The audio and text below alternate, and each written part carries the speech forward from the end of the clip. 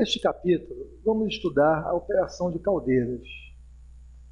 A operação de caldeiras ela envolve a pré-partida, a verificação de todos os componentes importantes, a parte elétrica, instrumentação, bombas, etc. Também envolve a partida em si, a operação propriamente dita e também o desligamento da caldeira, né? E também falaremos aqui sobre os procedimentos em caso de emergência, que são os casos mais comuns conhecidos, né? Vamos falar sobre as causas e como proceder. Vamos lá. Inicialmente, é importante que o operador se certifique de que há disponibilidade de água tratada, né? E que esta água está de acordo com as especificações do fabricante da caldeira.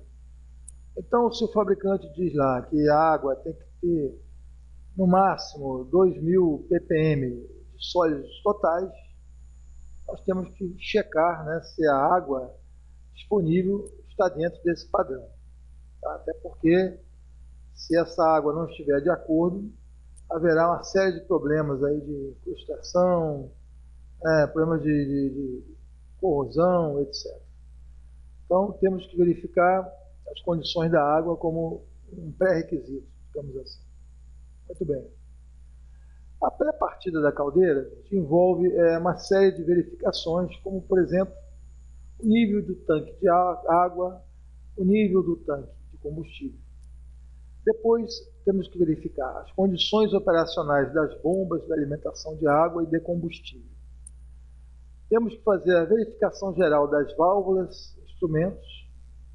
Temos que proceder à drenagem dos indicadores e dos controladores de nível, que são a garrafa e o visor. E testar o sistema de segurança quanto ao alarme e ao trip. Temos ainda que verificar as condições de alimentação elétrica dos painéis de comando e da sinalização. Verificar as condições operacionais dos ventiladores, né, de ar e dos ventiladores também do sistema de tiragem da caldeira. Necessitamos abrir drenos e respiros da caldeira. No caso de caldeiras que possuem superaquecedores, temos que abrir somente drenos e respiros do superaquecedor. Esse desenho aqui mostra para vocês, no caso, uma caldeira com superaquecedor. E aqui está o tubulão inferior, aqui em cima o tubulão superior, tubos geradores de vapor, câmara de combustão, gases de combustão, e aqui, vocês estão vendo, o vapor sai saturado, vem em direção ao superaquecedor, e aqui sim, ele vai receber novamente calor para superaquecer o vapor. Então, gente, no caso de caldeiras com superaquecedores, nós temos que abrir, na verdade, drenos e respiros do superaquecedor, né? Porque ele aqui está no final, né, da passagem aqui do vapor, né? Ele é gerado aqui dentro, porém ele é transportado até aqui e depois ele tem aqui a sua saída. É importante que o vapor circule, né, através do superaquecedor, para que essa peça se mantenha na temperatura adequada. Se ele sofrer algum bloqueio, vai ocorrer o quê? Um superaquecimento e ele pode queimar aí durante a partida da caldeira, ok? O painel de comando da caldeira varia de um fabricante para outro e também de um modelo de caldeira para outro. Existem caldeiras aí de grande capacidade de geração, da ordem aí de 100 toneladas de vapor, 200 toneladas, que tem um sistema muito mais complexo do que uma caldeira de 8 toneladas, 10 toneladas, uma caldeira mais simples. Então, um exemplo típico aqui para vocês, um painel de controle, de comando, seria um contador para acionamento da bomba, um relé de proteção do motor da bomba, um relé de controle de nível, alarme sonoro, de nível de água insuficiente ou de falha de chama. Chave geral, chave da bomba, chave do queimador, lâmpadas sinalizadoras do alarme e de funcionamento da bomba e do queimador. Então, esse aqui é um exemplo típico, relativamente simples. Aqui vocês estão vendo um painel de comando de uma caldeira e o importante é que o operador se familiarize, tome conhecimento de cada um desses mostradores, desses indicadores, chaves de comando, comando manual, comando automático, comando da bomba, comando do queimador, indicadores diversos, de variáveis do processo, como por exemplo aqui podemos ter indicação de pressão, podemos ter indicação da corrente, enfim. Dependendo do fabricante, por isso é importante que vocês consultem o manual do fabricante da sua caldeira para que tome conhecimento de todos os comandos, todos os dispositivos que estão aqui à sua disposição no painel da caldeira. Okay? E, apesar de todo automatismo que possa estar disponível, o operador ele sempre deve saber operar a caldeira manualmente. Porque, com certeza, vamos ter situações de emergência, falhas de equipamentos, falhas da instrumentação, onde o operador ele vai ter que intervir, né? Ele vai ter que operar manualmente, seja, por exemplo, injetando água na caldeira, corrigindo o nível manualmente, seja desligando o queimador, né? Enfim, o operador, ele, com certeza, ele precisa estudar o manual de operação da caldeira, entender quais são os comandos, quais são os controles, para quê? Para que ele possa intervir em casos de emergência, né? Situações de reparos ou ainda de defeitos, okay? Que não são muito raros, né? Os defeitos eles ocorrem. Muito bem. Partida, né? Na partida nós temos então a válvula de bloqueio de vapor fechada lá em cima, na caldeira, na saída da caldeira, e o operador então inicialmente ele vai alinhar a válvula de alimentação de gás. Então ele verifica se a pressão está no valor mínimo recomendado pelo fabricante, né? Nesse caso aqui 300 milímetros de coluna de água, de gás natural. Porventura, o queimador da sua caldeira utilizar óleo combustível BPF, então você deve inicialmente recircular o óleo através do aquecedor de óleo, porque o BPF é um óleo de baixa qualidade. Ele tem alta viscosidade, então ele precisa ser aquecido a uma temperatura de 110 graus, 110, e aí sim ele estará pronto para ser pulverizado através dos bicos do queimador, né? Se for óleo diesel, não há necessidade de fazer aquecimento. Porém, é um óleo bem mais caro, enfim, não é muito comum. Na maioria das caldeiras, o controle manual é utilizado na partida fria, ou seja, a caldeira está sem água no seu interior. Então, nesta condição, a lógica do controle automático não funciona. Okay? Então, o operador ele liga a chave geral de força do quadro de comando, ele liga o quadro de comando e depois ele vai passar o comando para manual. Tá? Dessa forma ele tem condição de encher a caldeira com a água, acionando lá a bomba, né? E até que chegue o nível recomendado pelo fabricante. Okay? Uma vez que chegou no nível, ele observa através do visor de nível se o nível está realmente ok. Tá? E aí, a partir daí, então, nós teremos a partida da caldeira.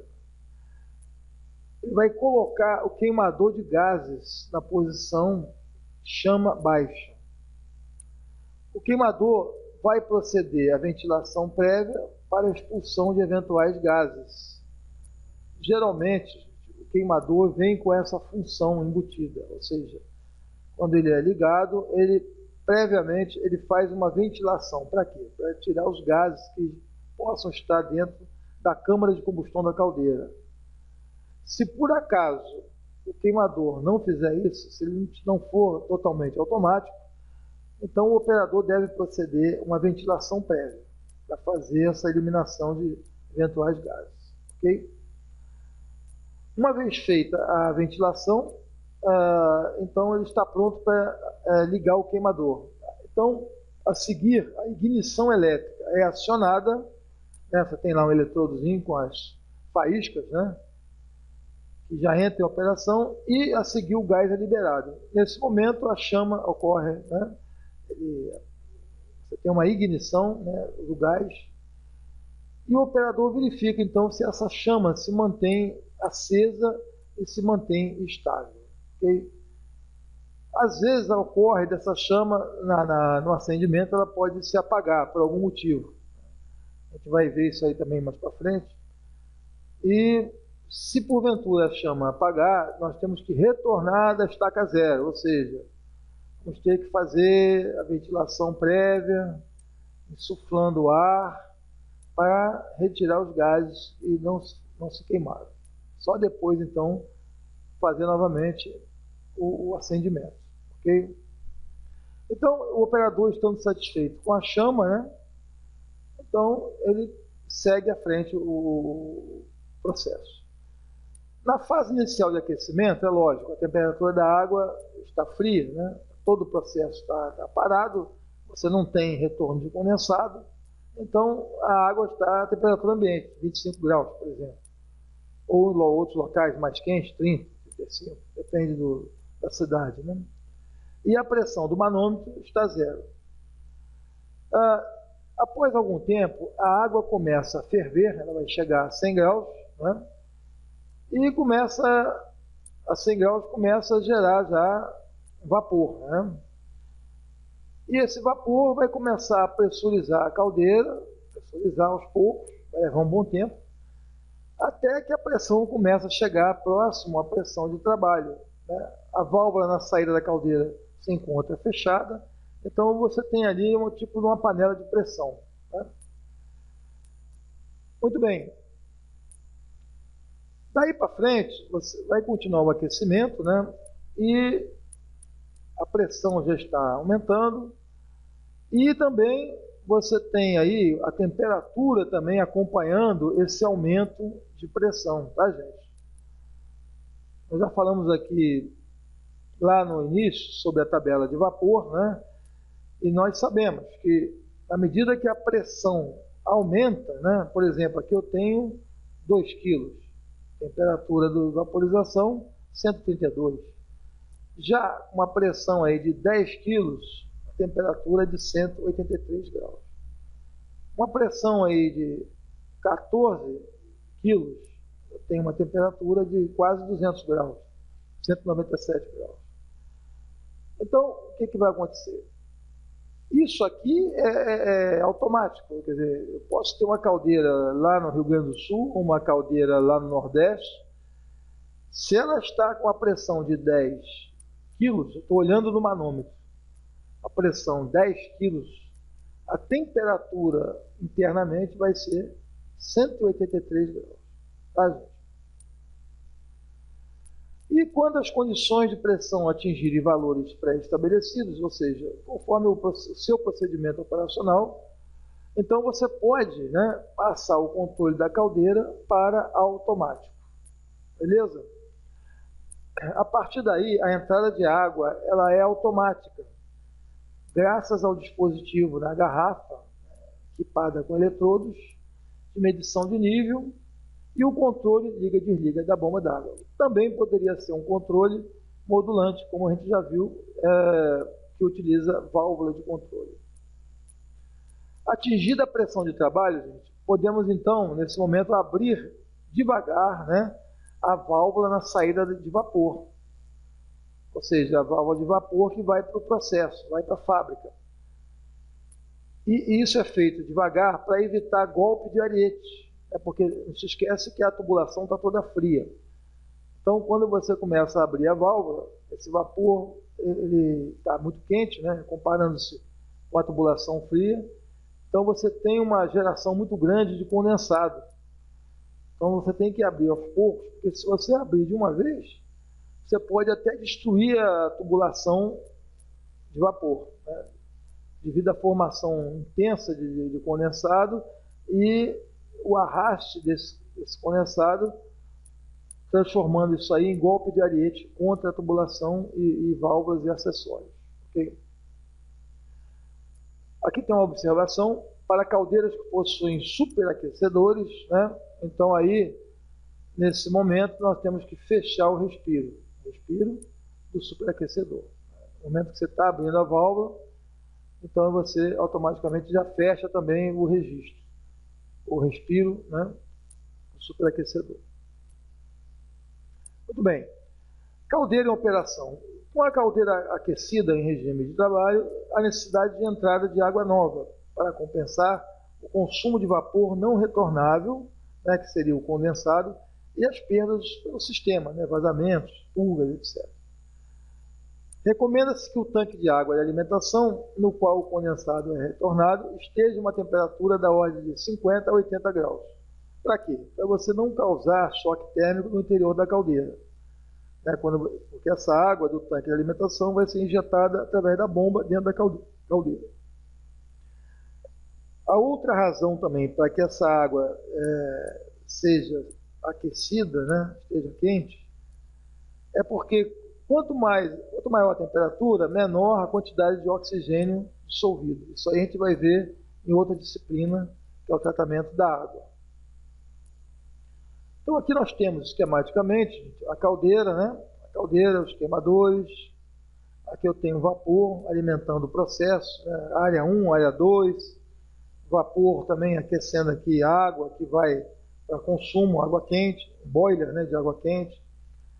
Aqui nós temos o retorno desse condensado, na medida que vai entrando em operação, o vapor vai aquecendo as linhas e começa a ter já a utilização do vapor. Então nós temos aqui o condensado sendo liberado, ele vem para o tanque de condensado e daqui a bomba manda esse condensado para o tanque elevado de água que vai abastecer a caldeira através da bomba. Né?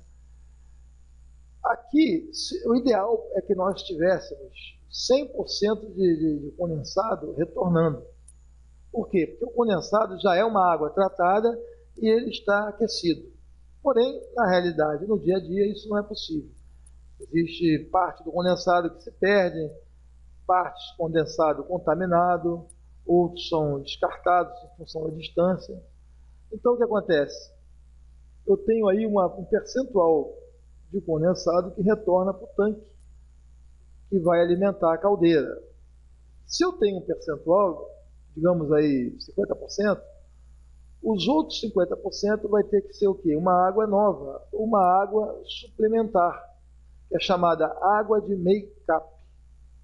Essa água aqui é que vai complementar o nível aqui do tanque, já que o condensado, na maior parte das vezes, não retorna 100% para a caldeira. Ok, gente? E a caldeira, seguindo em operação, o operador tem que estar atento ao nível de água, ele tem que observar os dispositivos de controle de temperatura, de pressão, verificar a temperatura dos gases da chaminé, observar a combustão através dos visores da chaminé também, fazer regulagem nos dampers quando necessário, né? Damper, ventiladores, e fazer as descargas de fundo conforme recomendações do laboratório de análise de água. É muito importante a descarga de fundo. Também deve fazer as anotações exigidas pelos superiores para relatório, manter em ordem e limpa a casa de caldeira, nunca se ausentar da casa de caldeira sem notificar algum colega para que se efetue a substituição. E se a caldeira apagar subitamente durante sua operação normal, ele deve retornar o processo de acendimento somente após garantia da completa purga da ventilação para a exaustão dos gases remanescentes. Ok? Por hora, ficamos aqui. Até a próxima aula.